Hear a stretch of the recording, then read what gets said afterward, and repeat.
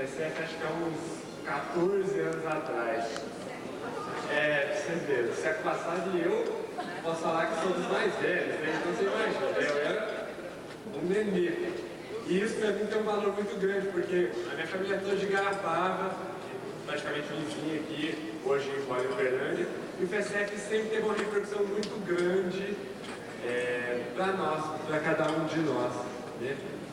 Então, para mim é uma alegria mesmo, embora eu nunca tenha participado do movimento artístico, espírita, né? De alguma forma a gente está sempre ligado a isso. Então, só queria externar isso para vocês e para lembrar que nós vamos falar de sentimentos, né? E pensar só sentimentos não tem jeito. Ninguém dá conta de apenas racionalizar os sentimentos. Sentimentos só existem porque são sentidos, né? E esse processo todo de como surge essas construções dos sentimentos é justamente o que eu gostaria de abordar com vocês. Para o pessoal que participou da prévia, vai acabar sendo uma surpresa, porque nesses últimos anos eu tenho aprendido muito a escutar a voz das intuições. E a gente fez toda uma tarde, né? É pesado, tantos conteúdos, tantas informações, tantas vivências. O último.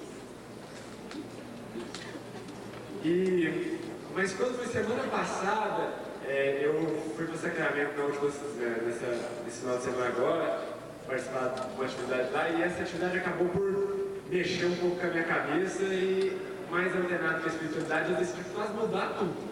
Então, para vocês que vão ver e que já viram, é novidade para todos. Porque a nossa casa, a Nara comentou, nós trabalhamos numa casa em Uberlândia chamada Fale, que é uma instituição espírita de amparo aos portadores do HIV.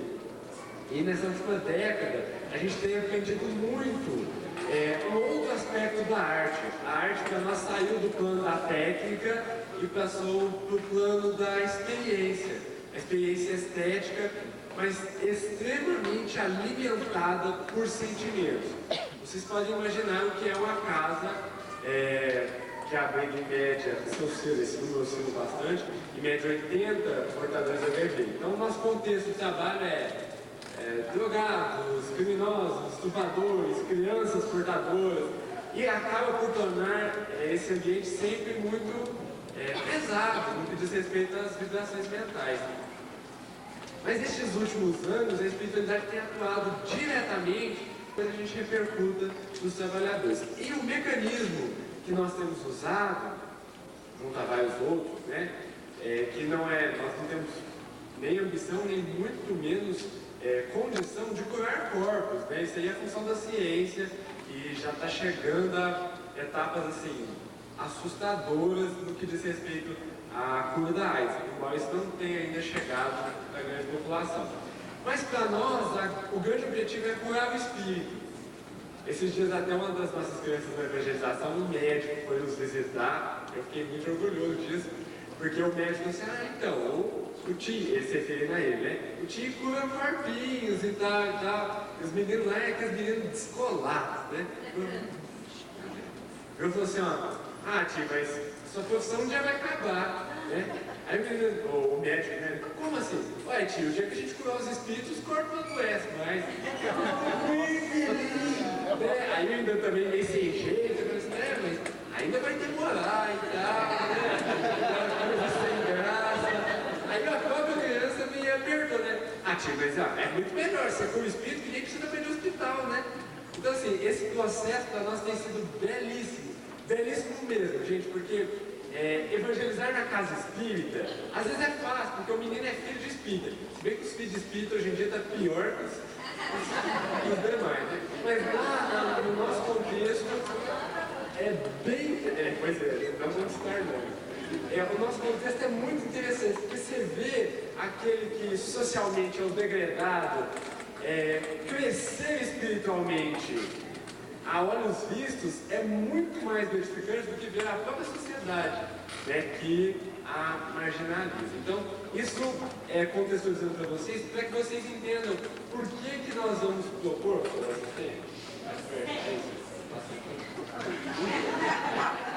Por que eu vou propor para vocês, mas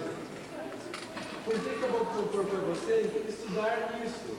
A força dos sentimentos para o espírito. Porque, acima de tudo, eu quero me colocar aqui ante vocês, não como um educador, né? Isso aí é difícil de falar, né? Mas sim como aquele que propõe uma educação. Nós tivemos várias etapas da educação formal, e depois surgiram várias outras etapas da pedagogia. Mas eu tenho a impressão que nós estamos começando a divisar uma era profundamente fecunda, que é a era do Espírito. E nessa era do Espírito, nós não temos outro sujeito da educação senão o Espírito. Então, eu não estou aqui para falar de uma pedagogia espírita. Eu, particularmente, nem concordo com esse termo. Eu não acredito em pedagogia espírita. E tampouco, me perdoem aí, quem vai torcer a orelha, em arte espírita. Sabe? Embora estudante de arquitetura e mexendo com arte desde moleque, eu não acredito em arte espírita, porque eu não entendo pensar, não consigo na minha cabeça pensar em arte espírita. Sabe?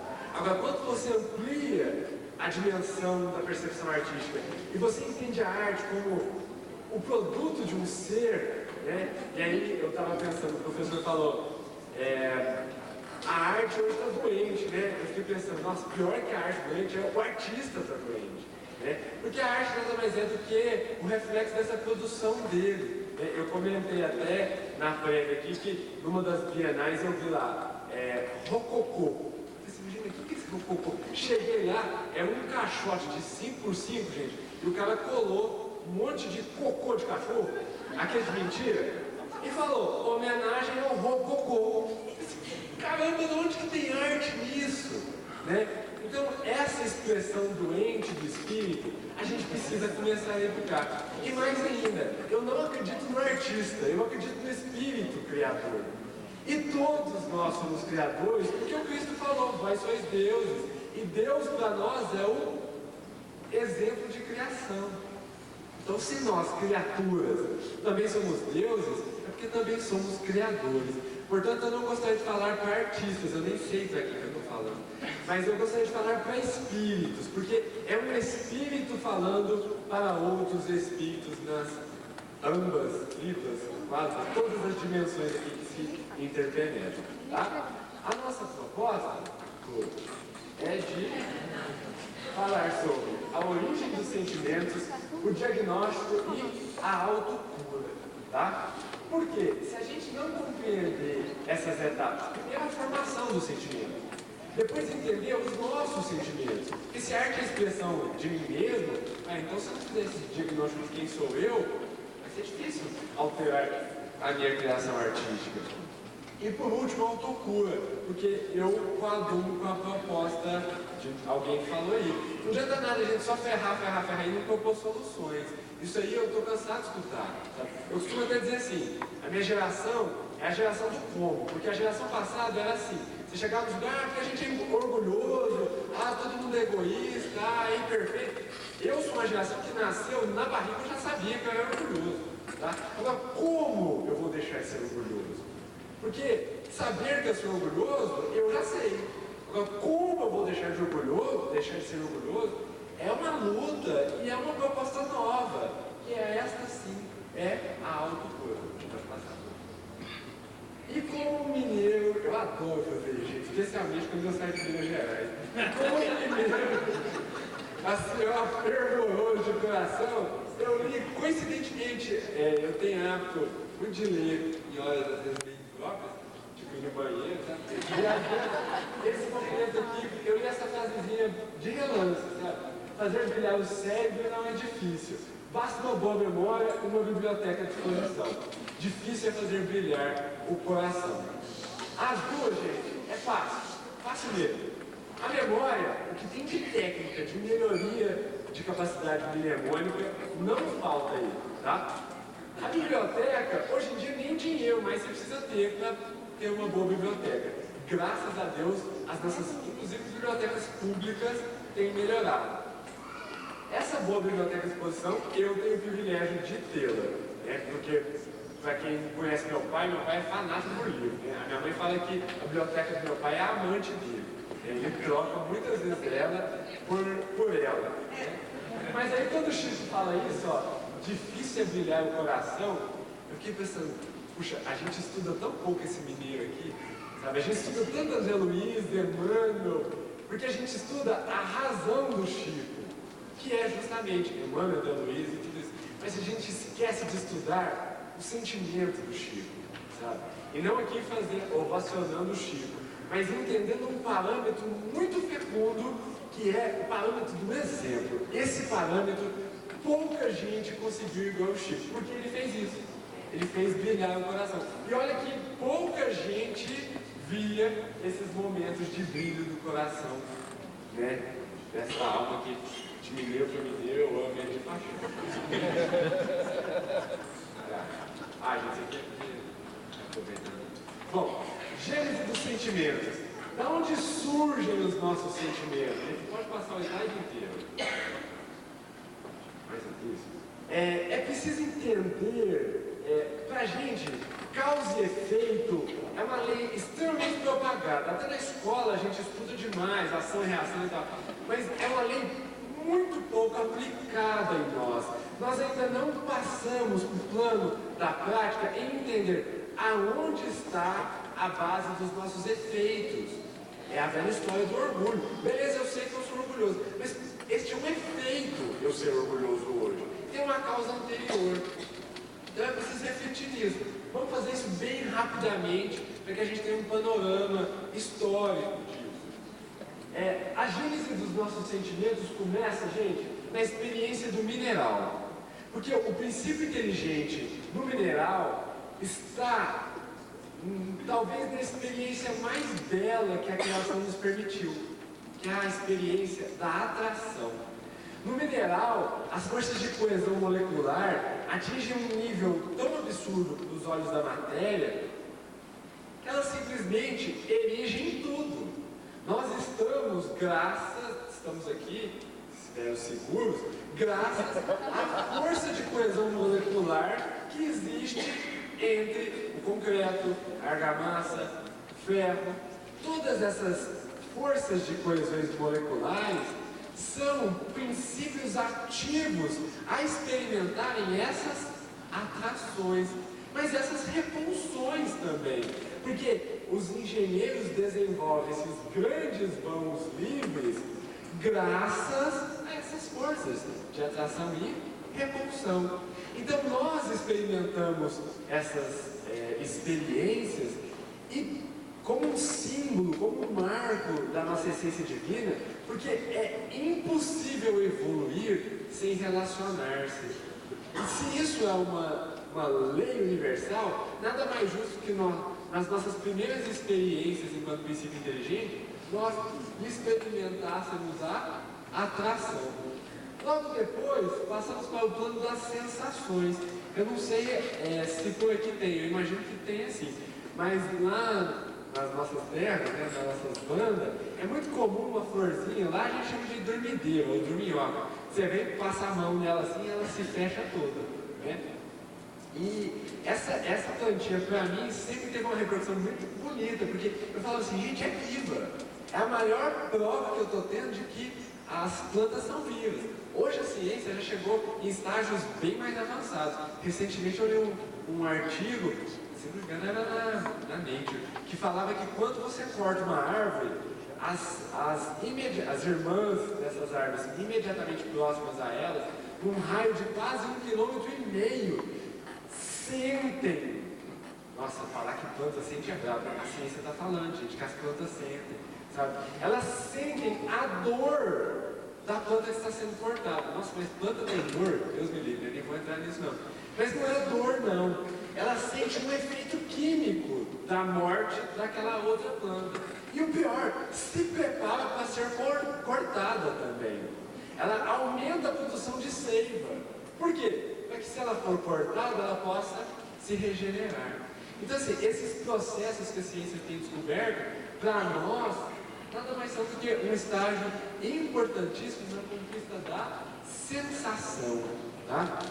Essa sensação vai se desdobrar num novo plano, o plano dos instintos.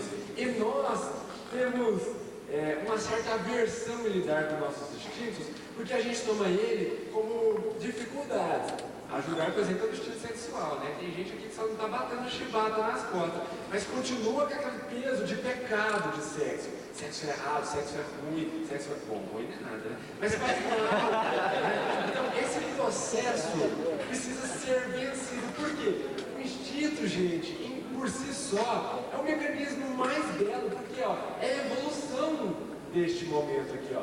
Saímos da atração e repulsão, passamos para a sensação e, por último, acionamos em nós a essência divina. Porque o ser, por si só, instintivo, gente, é bom.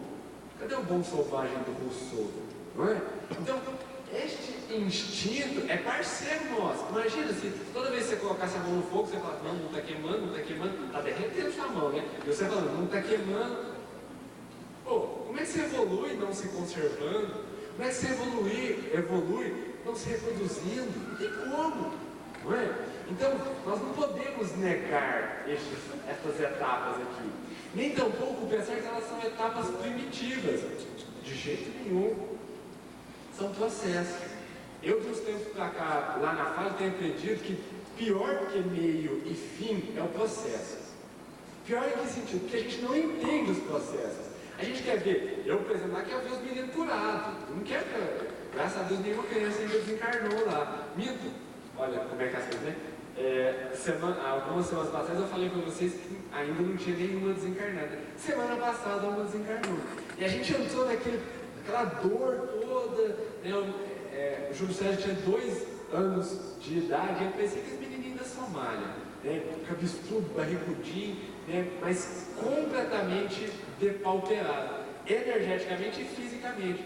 E assim que ele desencarnou, o Espírito dele falou assim, pô, mas vocês estão querendo que alguém que levou anos para entrar nesse processo de dificuldade, de repente fique bom, de uma hora para outra? A evolução não dá saltos. A evolução é gradativa, mas é permanente, né? Então, este processo é importantíssimo, assim como foi o processo do Júlio César, e assim como está sendo este nosso processo agora, ó, de interação magnética, de interação entre corpos, e mais ainda, de interação entre nós, espíritos, tá? E foi justamente isso que motivou Kardec a falar, ó, que em sua origem o homem só tem instintos. Quando mais avançado e corrompido, só tem sensações. Mas peraí, gente, nós voltamos para a sensação? Não, nós passamos a escolher. Porque até esse momento aqui, o que o homem não tem? Livre-arbítrio, oportunidade de escolha. A partir desse momento aqui, ó, o princípio inteligente passa a ser um princípio inteligente e livre. E livre. Por isso que os sentimentos surgem. Ó. Agora, corrompido e avançado, as sensações se retomam. Agora, instruído e depurado, ele tem sentimento. Então nós não somos tão ruins como falavam antigamente. Eu não sou tão orgulhoso assim. Por quê? Kardec falou que depurado eu tenho sentimentos. E eu tenho muito sentimento. Sejam doentes ou sadios, eu tenho sentimento. Então quer dizer que eu já depurei alguma coisa. E o ponto mais delicado desse sentimento é o amor. Então, esse processo precisa ser entendido para que a gente conheça a gênese dos nossos sentimentos. Porque eu não vou falar aqui dos sentimentos da Luísa ou da Nara. Não estou dentro dela. E mesmo que eu tivesse, eu não sentiria. Não sentiria. Agora, eu vou falar dos meus sentimentos. E vocês concordem ou não, são os meus. Mérito de valor e juízo de valor aqui é pessoal de cada um agora. Múltiplas experiências e vivências estruturaram a consciência rompendo com os determinismos do instinto. Os diferentes ambientes propiciaram a aquisição de um conjunto vibratório peculiar. Surgiram os grupos de convivência. Porque a gente imagina qualquer um de nós aqui reencarnando amanhã no Iraque. Não é porque lá está em guerra, porque você poderia reencarnar no Rio de Janeiro também. A guerra que está no Rio de Janeiro é a mesma guerra que está no Iraque. Não tem proporção diferente nenhuma. A diferença é que uma está camuflada, a outra não. Sabe? A guerra civil que acontece no Rio é a mesma guerra social que acontece no Iraque. Agora, imagina você reencarnando nesse contexto. saindo de Franca, tem o que? Uns 200, 350 mil? Imagina se você reencarnar agora numa cidade com 2 milhões, 6 milhões e que vive um contexto vibratório como o Rio de Janeiro. Não é? Por quê? Estes grandes grupos de convivência também têm repercussão na nossa intimidade mental. Eu, por exemplo, hoje teria muita dificuldade de reencarnar num país, num continente europeu. Por quê? O calor do Brasil alterou certos padrões mentais meus. O calor, o estímulo vibratório do país Brasil fez eu desconstruir. Eu era um adolescente que até os 12, 14 anos andava com um relógio de bolso. Mais um pouco eu com uma bengala ou uma cartola na cabeça. Sabe? Por quê? Estes conteúdos do passado na minha adolescência vieram à tona com força total. Sabe? Até que direcionados foram trabalhados. E aí eu tive um dia de enterrar o meu relógio de bolso. Guardei e falei assim, agora você vai ficar aqui. Porque você é parte de um passado, não infeliz, triste, eu não sei, sabe? Mas eu já não preciso mais de você. Agora eu olho as horas de outra forma. Tá? Este olhar de outras formas não é olhar no relógio de bolso, de pulso, ou no celular, né? Que agora de pulso a gente tem mais. É olhar sobre outro ponto de vista. Assim se fundamentam os grupos de convivência. E por isso que a gente reencarna em todas as partes do globo. Porque nós não somos cidadãos do Brasil, nós somos cidadãos do mundo. Reencarnamos e reencarnaremos várias e várias vezes em vários pontos do globo, para que a gente possa assimilar conteúdos vibratórios novos.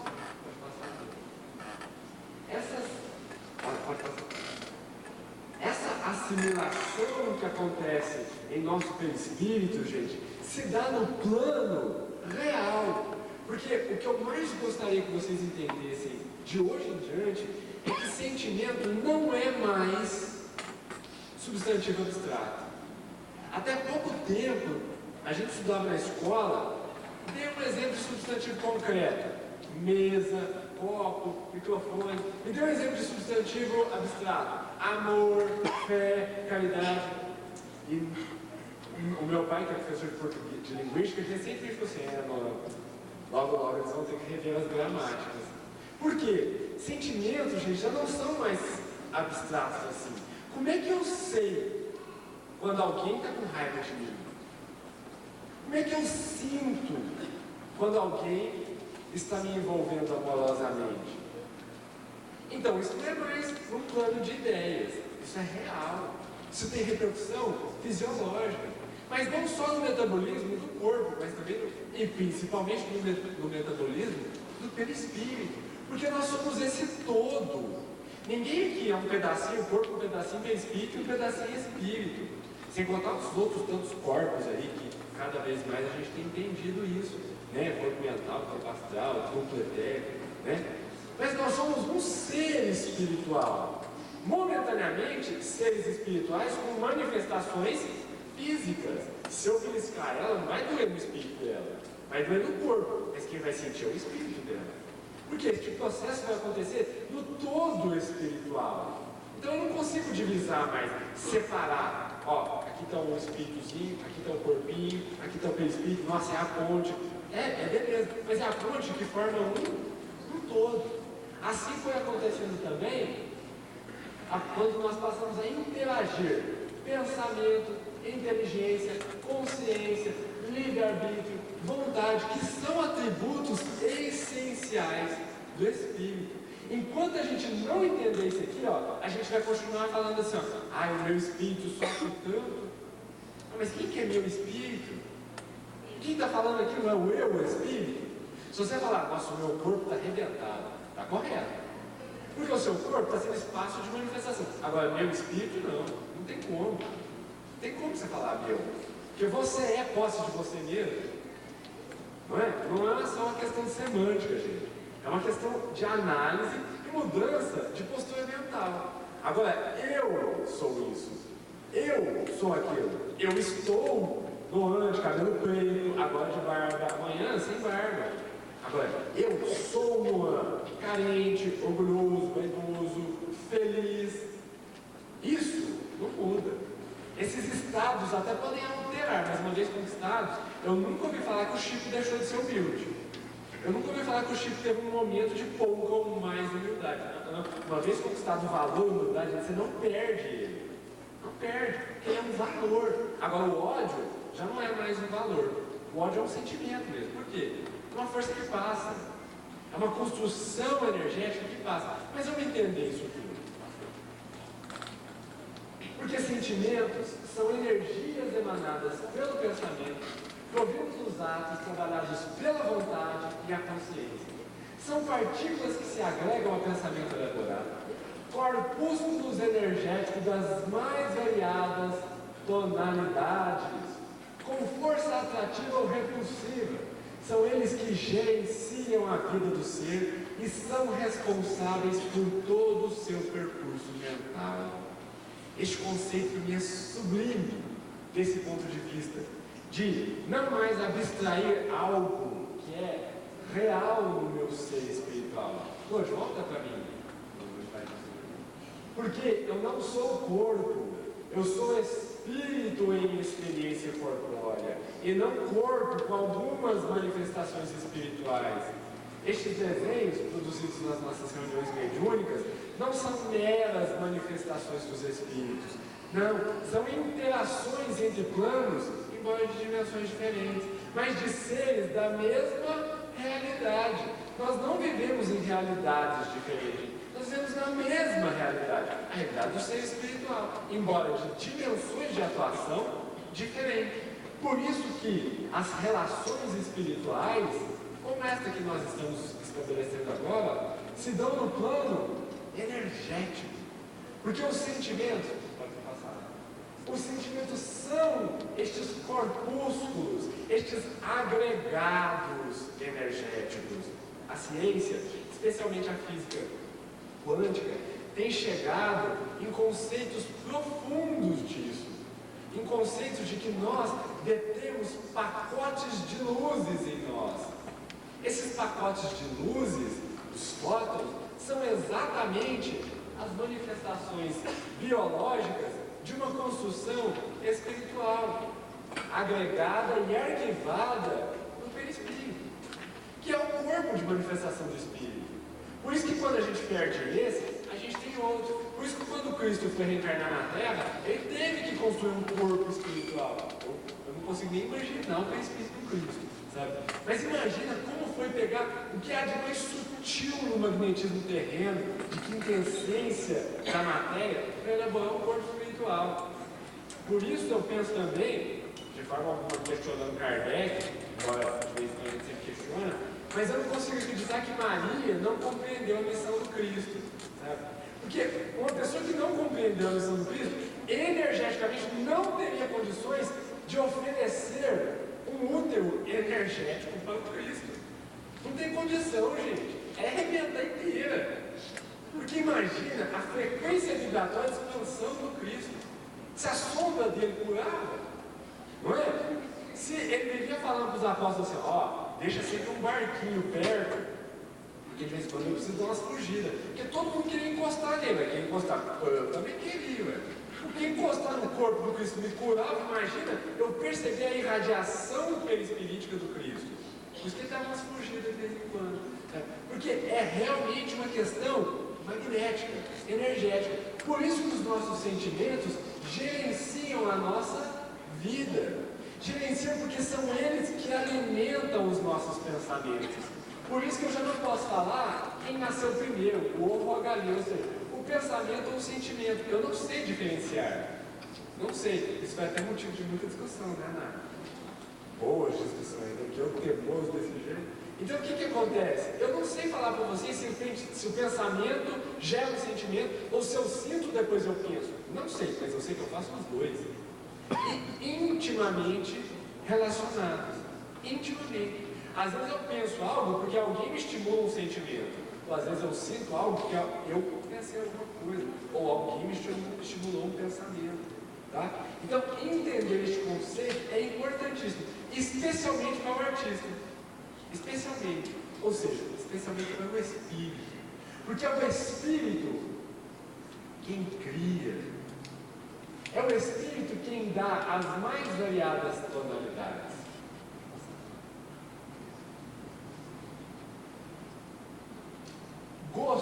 tendência e sensibilidade são adquiridos em longos períodos de experiências vividas que provocam repetições prazerosas. Gente, é muito difícil você fazer aquilo que você não gosta. É muito difícil. Quem trabalha num serviço que odeia é uma questão de tempo para largar. Ninguém fica 30 anos fazendo aquilo que não gosta. Nem o espírito mais culpado não fica. E olha que a gente tem uma prova excelente disso, os casamentos atualmente. Por que está tão fácil separar? Porque se você não está gostando, separa na hora. Não é? Antigamente nós tínhamos uma imposição social, né? Separar era difícil pra caramba, né?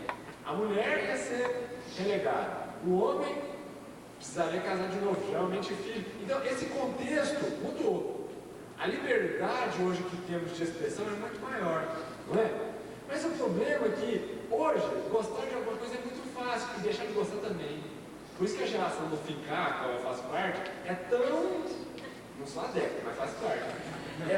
Tá vendo o que é pensamento? Ó, estimulei, todo mundo falou assim, nossa, minha namorada aqui pegou todo. Imagina. Isso, gente, é interação mental. Entendeu? Isso é estímulo, repercussão, construção.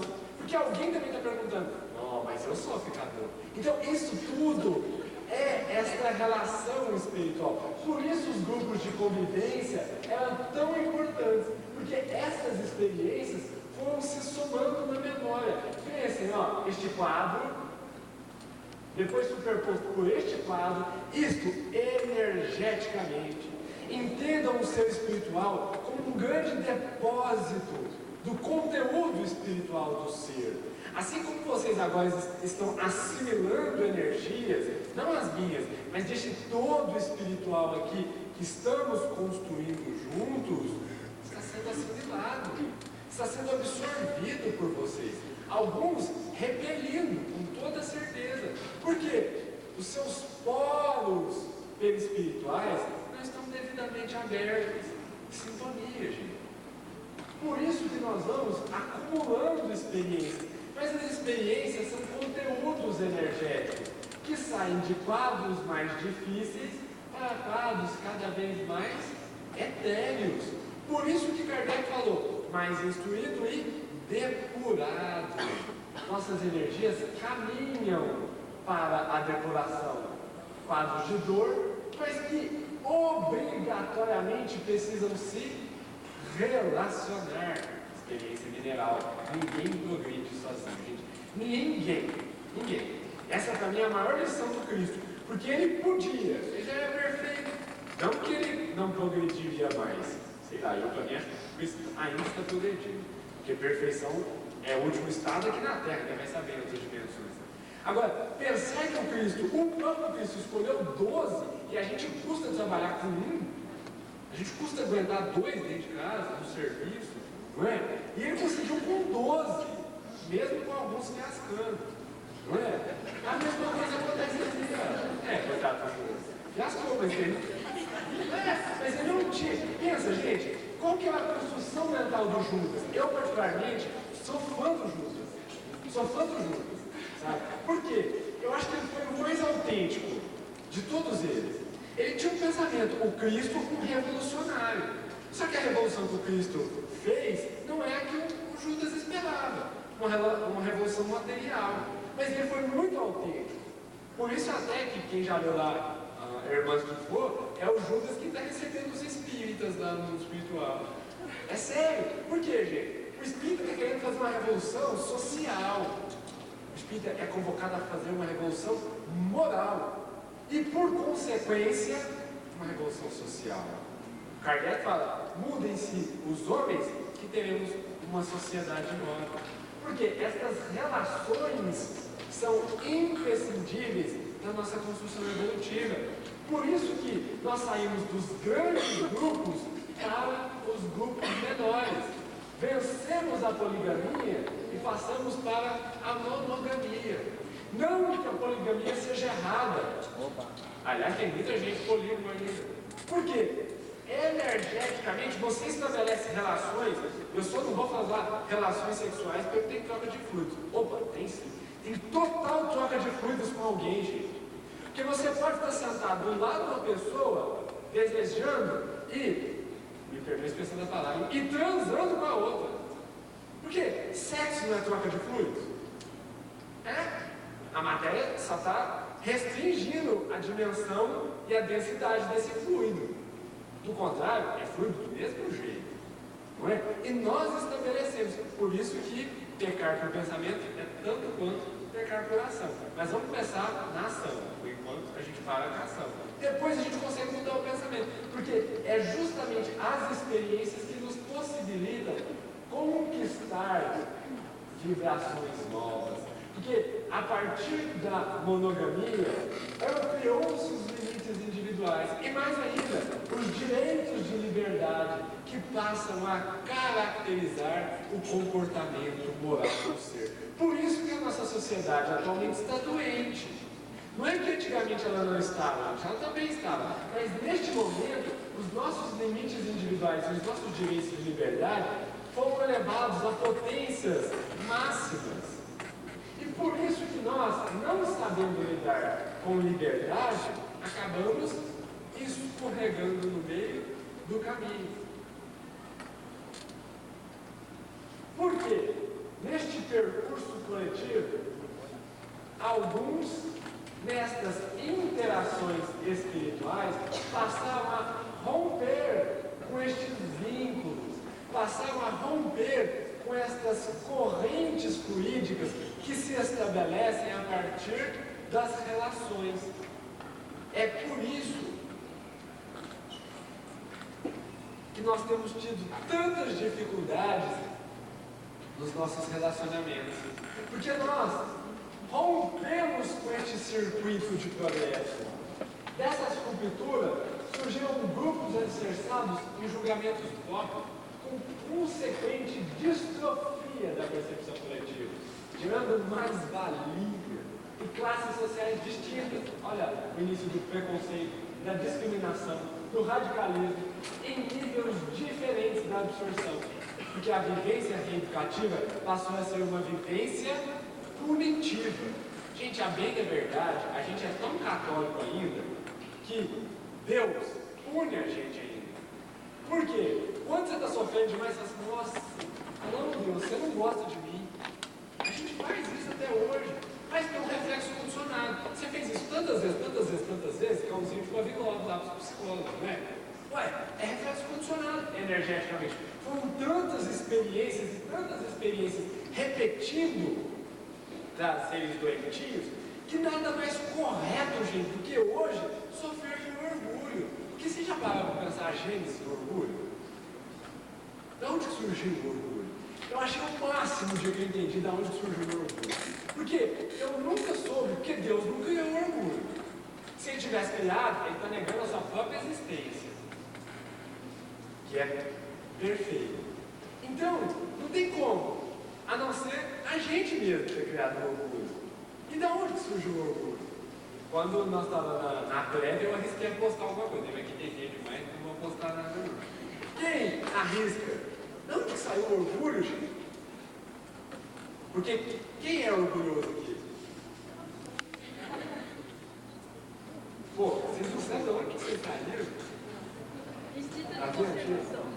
Excesso de instinto de conservação. Porque o instinto de conservação não é ruim. Ele é perfeito, não é? Agora o excesso dele é. O problema é que Deus não nos deu instinto de conservação em demasia. Ele deu o instinto. E aí o que a gente adquiriu? Livre-arbítrio.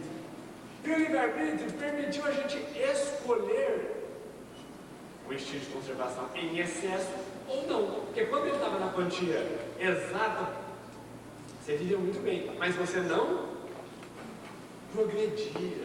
Porque o progresso exige escolha. Exige escolha.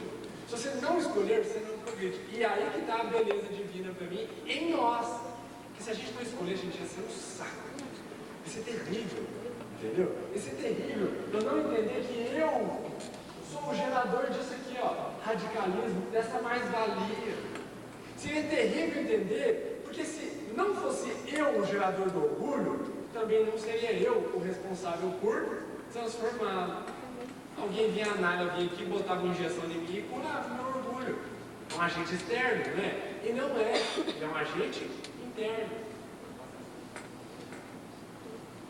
Estes canais da intuição, dos sentimentos, vão sendo obstruídos por pensamentos materializados, hostis, tornando-se grupos de espíritos angustiados e infelizes. Não souberam construir a liberdade de expressão e de amor, perderam a simplicidade. Gente, porque simplicidade não é andar de sandalinha tipo franciscana e roupa de americano cru. Isso não é simplicidade. Não é. Simplicidade não é simplesmente pôr uma roupinha do despertador que eu sabia quanto é a até que hora? E aí, cabe aqui, então, quando estiver chegando então, gente, esse fechamento, essa obstrução dos nossos canais constituíram a cristalização do nosso perispírito. Mas cristalização no sentido real, de cristalização mesmo, endurecemos. Por quê? O materialismo é composto pela vibração de menor frequência, frequência de ondas longas. Essas ondas longas, gente, na própria Terra, estão sendo desfeitas. Eu estava com o Márcio na quinta-feira, a gente estava falando de música e tal, eu estava perguntando umas coisas para ele a respeito do tratamento que a gente vai começar lá na Fale, com música e tal.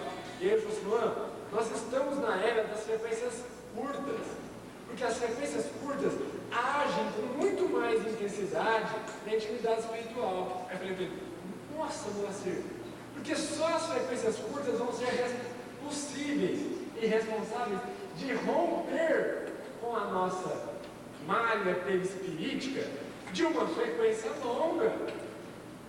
Porque enquanto isso, essas vibrações, ódio, medo, angústia, egoísmo, e aí eu nem sei o que falar para vocês, quando nós recebemos essa tela, o amigo espiritual nos questionou, o egoísmo está entrando ou está saindo? A angústia está entrando ou está saindo? Não sei, depende do seu referencial. Não é? Porque depende da sua escolha. Por isso que eu não posso julgar mais se o cara é egoísta ou não. Eu não sei se o egoísmo está saindo dele ou está entrando nele. Eu posso julgar o meu, se o meu sai ou se o meu entra. Porque o materialismo foi justamente o responsável por fragmentar as nossas energias. Percebam, nós continuamos em fluxos energéticos, mas que não detêm uma cadência permanente. Ela se fragmenta, ela não consegue estabelecer conexões. E isso gera em nós profundas dores, porque sofremos por hiperpsiquismo. Eu achei muito legal estudar isso aqui. Porque aonde está a gênese das nossas depressões cotidianas? Por que tem dia que você acorda de mau humor e tem dia que você acorda de bom humor? Por que tem dia que você acorda amando o mundo e tem dia que não pode aparecer um só frente que você ama? Tem que ter uma causa isso aqui. E quando eu fui ver que, por conta dessas pressões psíquicas que nós vivenciamos cotidianamente, nós temos efeitos. A malha perispiritual, ela segue um metabolismo próprio. Nossa, antes que me degolem aqui, o perispírito tem vida? Tem vida. Porque se ele não tivesse vida, o corpo não tinha. Alguém está falando aí, coração bate, respira. Não. Esse metabolismo está funcionando. Não é? Eu não estou pensando para respirar. Ele está funcionando. Ué, peraí, se o perispírito é o modelo desse corpo aqui, imagina como é que não é o metabolismo do perispírito. Não é? Este metabolismo, que seria foi o nosso encontro da última vez, é justamente perceber a nossa essência divina. Porque tudo na natureza tende ao equilíbrio. Eu estou achando o máximo estudar em biologia que mesmo a célula mais primitiva, gente, busca o equilíbrio. Mesmo a reação química mais simples tende ao equilíbrio. Pô, nós somos a natureza, não é? Somos criações divinas, então nós também tendemos ao equilíbrio, que é a lei do progresso, que a gente estuda tão pouco. Por isso que essas pressões são consequências naturais dos nossos excessos. Ué, você rebenta na briga num dia à tarde. Você quer acordar no outro dia bem, feliz da vida? Não tem como. Você gerou uma expansão perispirítica, você gerou um crescimento mental externo ao outro, e que aquilo não tenha retorno para você? Vai ter imediato, que a lei de ação e reação, gente, não dá de uma encarnação para outra, não. Não é porque você tem um tiro na orelha na outra encarnação, você vai nascer surdo nessa. A lei de ação e reação não funciona assim. Ainda mais nos nossos tempos. Eu brinco assim, muito nas nossas atividades aqui. Agora, a lei de reação é assim, você fez mal agora, amanhã você já sofre. Não, a lei de reação não é assim. Porque se você fez mal agora, a lei tem que te ajudar a não fazer mal amanhã. Por isso que você sofre amanhã. Pra você não errar de novo. Isso não é um pensamento kármico. Pelo amor de Deus, vamos abandonar o pensamento kármico. Isso é misericórdia divina. Porque se eu não tiver algum mecanismo de contenção do meu excesso de orgulho, ué, gente, tá danado, eu nunca vou melhorar, ué. Eu nunca vou progredir. Ué? Então, estes processos, angústias, melancolia, depressão, não estamos entrando aqui na depressão diagnosticada, né, que é o processo patológico. Aí já é a doença instalada plenamente. Não, mas esses efeitos que nós temos cotidianamente é fruto, eu acho essa imagem perfeita, porque quando o amigo espiritual foi nos orientar a esse processo dessas imagens, né, assim, nós recebemos nas nossas reuniões mediúnicas esses desenhos, né? E aí depois vem as orientações, ó, isso, tal, para que a gente tenha nelas um recurso pedagógico de educação nossa. Porque para nós, especialmente no nosso contexto de trabalho, a arte tem o principal valor de educação do espírito. E junto a ela todos os seus valores estéticos, perceptivos, sensórios, tudo isso. Mas o principal objetivo dela é a educação do ser. Tá? Por isso que, a partir dessas pressões externas, ó, nós vamos ter o estrangulamento das nossas próprias forças mentais. E esse estrangulamento vai gerar, ó, irradiações de dor, ou seja, as dores da alma. Porque uma dor de cabeça, você vai lá e toma um analgésico e está resolvido, gente. Mas angústia, analgésico nenhum resolve. Ansiolítico nenhum resolve. Por quê? O ansiolítico atua num nível. O nível dessa dor não é o nível do ansiolítico.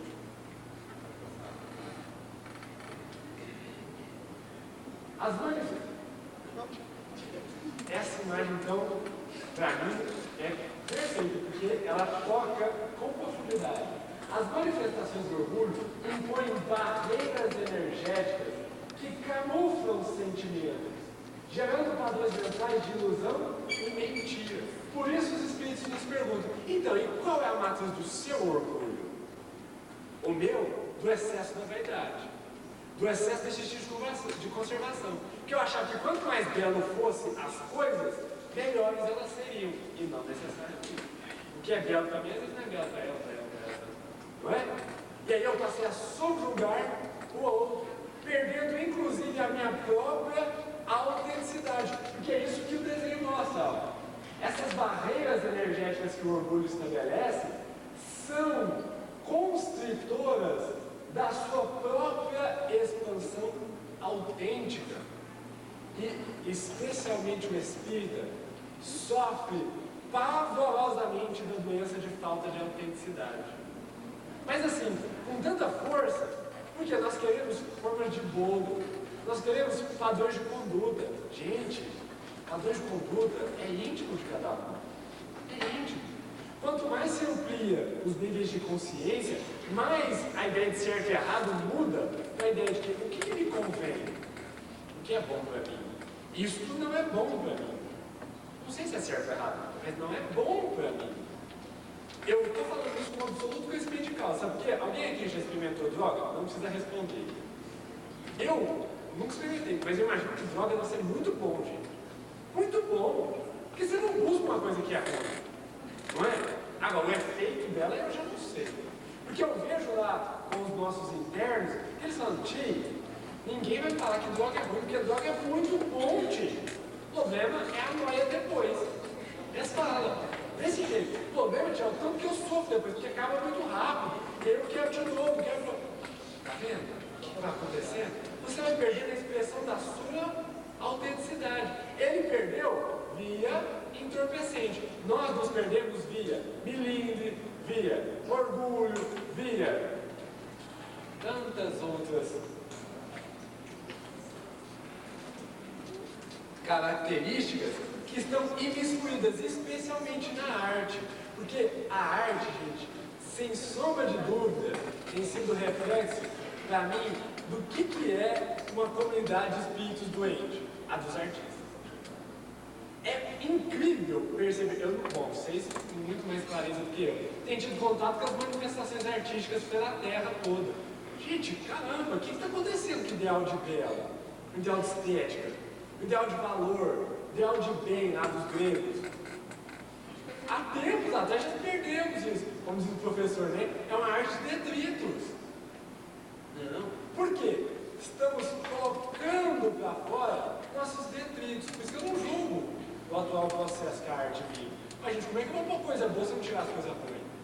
É processo. O renascimento para muitos aconteceu só no ano de 1500. Para quem estuda a fundo a história da arte, e principalmente o processo evolutivo do renascimento, em mais ou menos 900, 1000 e pouquinho depois de Cristo, nós já tínhamos o florescer de altas correntes filosóficas, altas correntes estéticas. Isso é processo e nós estamos inseridos neste processo. A reativação do ciclo mental vicioso impõe desequilíbrio dos sentimentos que se desalinham com o planejamento reencarnatório, rompendo-se com os velos que direcionariam o futuro à reorganização do conteúdo espiritual. A arte para mim tem tido um valor fecundo em receber esses desenhos, alguns deles, porque ela me propõe novos quadros mentais. E quando eu coloco novos quadros mentais, eu atendo à lei natural do progresso de nada se perde, tudo se cria e recria e se altera, porque eu estou substituindo os meus quadros doentes por novos padrões mentais de entendimento. Porque, do contrário, estes ciclos mentais vão romper, gente, com produções de sentimentos importantíssimos. Por isso que eu não posso negar o meu orgulho, mas eu tenho que entender ele, para que eu possa romper esta barreira aqui e iniciar a conquista da minha autenticidade. Mesmo porque o grande problema, especialmente do atual artista, é que ele sofre disso aqui, ó, excesso de informações. Porque vivemos a dor do novo. Eu não sei quanto a vocês, mas quando você começa a ficar muito tempo sem criar um novo, parece que você fica angustiado. Parece que se você não criar uma coisa autêntica, nova, você não é artista. Não, se eu não fazer uma arquitetura espetacular, não. Se eu não criar uma cadência melódica completamente nova, não basta. E que novo é esse que a gente tanto procura e nunca acha? Não acha? Eu não estou achando. A não ser este novo, gente. Esta nova estética, que para mim é a estética da minha renovação mental, da minha alteração, dos meus quadros mentais, da minha arte, composta com as tintas dos meus sentimentos, energias, corpúsculos de sentimentos. Eu pinto os quadros mais belos quando me envolvo com alguém em dor, assim como plasmo as esculturas mais ferrenhas de ódio quando imponho o ódio a alguém. Por isso que esse excesso de informações tem sido um grande problema. Leon Denis já falava isso lá no Problema do Ser Destindador, que o excesso de informações perturba o equilíbrio do ser. Eu falo muito assim, ó, tem gente que, eu adoro esse exemplo que eu tenho em casa. O cara vê o jornal das 7 da manhã, depois vê o local da sua cidade, depois o Jornal Nacional, aí ele vai ler a Folha de São Paulo, que é as mesmas informações do Jornal Nacional. Aí depois lê o Jornal Regional, que é o mesmo, e ainda lê a Veja, que a Veja tem figura.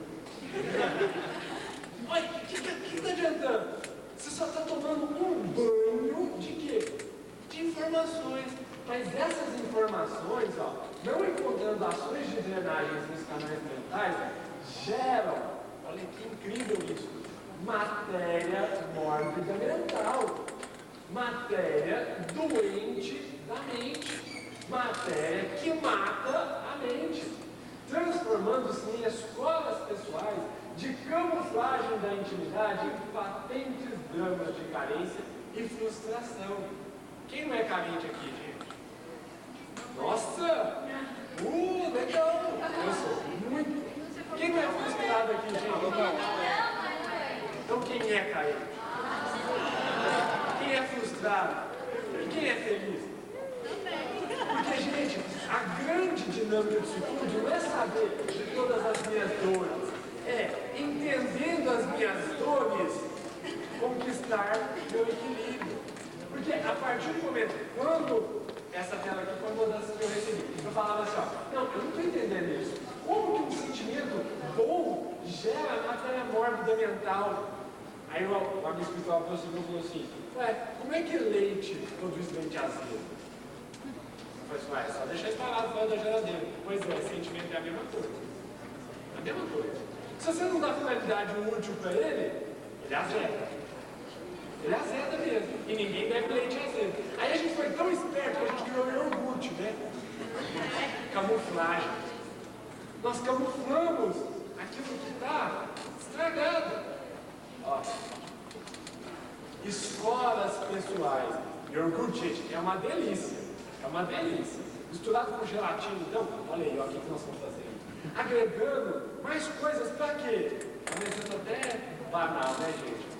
Mas olha que simples para a gente entender o que nós estamos feitos, ó. Assim, camuflando os nossos sentimentos, achando que assim eles estão deixando de existir, mas não estão. E o pior, passaram agora a gerar a matéria mórbida mental. Por isso que o nosso caso lá, o Júlio César, reencarnou para drenar matéria mórbida mental. Gente, essa criança, eu não consigo nem narrar para vocês o estado dela. Mas ele é um espírito que, durante tantas encarnações de dor, que ele não conseguiu reencarnar, porque ele não conseguia se conectar com o zigoto. Aí, por intervenção da espiritualidade, ele reencarnou. Aí vocês não sabem qual que era a terapia que a espiritualidade adotou. Ele defecava e regurgitava constantemente. E comia iogurte, intravenosa. A alimentação dele, ele não conseguia engolir. Era só intravenosa, leite, Yakult e Gatorade. E o tanto de cocô que ele fazia, a gente falava, não é possível uma criança produzir tanto num corpinho tão deficiente, regurgitando constantemente, até que a espiritualidade falou, se tivéssemos aparelhos na Terra já adequados para detectar matéria mórbida, podia pôr no microscópio, vocês iam ver o que há de mais difícil nas construções mentais. E é preciso ser drenado isso. Drenado. De alguma forma, por isso que a gente reencarna. Porque se você não drenar isso, gente, você não melhora. Pode passar. A alteração da proposta evolutiva gera dor e angústia. E pela lei do equilíbrio, hipertrofismo do psiquismo em movimento. Hipertrofismo. Ou seja, nós passamos a digerir, a consumir este excesso. Está ficando tão grande o seu psiquismo que ele passa a se atrofiar. Isso é uma lei da natureza, gente. O professor falou do dinossauro. Por que o dinossauro não deu certo? Ficou grande demais. A Terra não comportava um ser daquele tamanho. Não comportava um cérebro desse tamanhozinho. Entendeu? Então foi uma experiência que deu errado? Foi uma experiência. Depois foram feitas outras. E assim sucessivamente. Entendeu? Nós sofremos do hipertrofismo porque escolhemos fragmentar nossas correntes mentais. Ao invés de estabelecer um fluxo de